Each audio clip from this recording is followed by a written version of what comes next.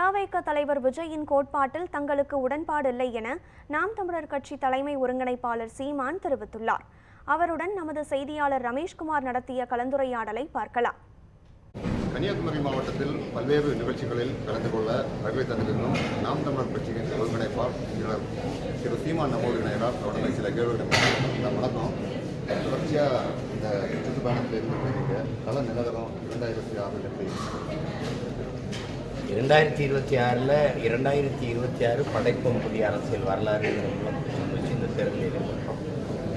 முன்னை விட பல மடங்கு தீவிரமாகவும் வெறி கொண்டு இந்த களத்தில் நிற்கிறோம். ஏன்னா எங்களுடைய வெற்றிங்கிறது வெறும் கட்சியின் வெற்றியாக பார்க்க முடியாது. தமிழ் இனம் தன் மொழி மீட்சிக்கு, தன் இன எழுச்சிக்கு, அதன் பாதுகாப்பான நல்வாழ்வுக்கு, நிலத்தை, வளத்தை, கடலை, மண்ணை, காற்றை எல்லாவற்றையும் பாதுகாக்கணும்னா அதுக்கு அதிகாரம் வேணும். அப்படிப்பட்ட அதுக்காக தான் நாங்கள் நாம் தமிழர் கட்சியின் வெற்றின்னு ஒரு கட்சியின் வெற்றியாக நீங்கள் பார்க்கக்கூடாது.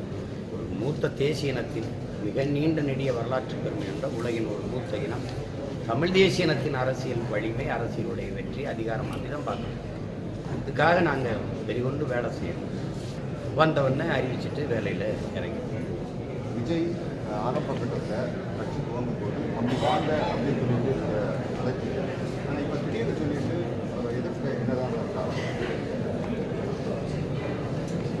இங்கே அரசியலில் நீங்கள் ஒன்று பார்க்கணும். அண்ணன் தம்பி வேறு, அப்பா அம்மா வேறு, அக்கா தங்கி அது வேறு, மனித உறவுகள் வேறு, மானோட பற்று உறவு நேசம் வாசம் வேறு, கொள்கை கோட்பாடு.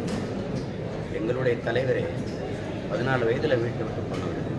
அம்மா விட்டு, அப்பா விட்டு, உடன் பிறந்தார்களை விட்டு போய் காட்டில் போய் சண்டை போட்டு கடைசி வரை பார்த்து அமைதி பேச்சுவார்த்தை. அப்போ தான் எங்கள் தாய் தந்தை, எங்கள் அப்பா வேலுப்பிள்ளை, எங்கள் அம்மா பார்வதி அழைச்சிட்டு போனார். உங்களுக்கு தெரியும் நினைக்கிறேன்.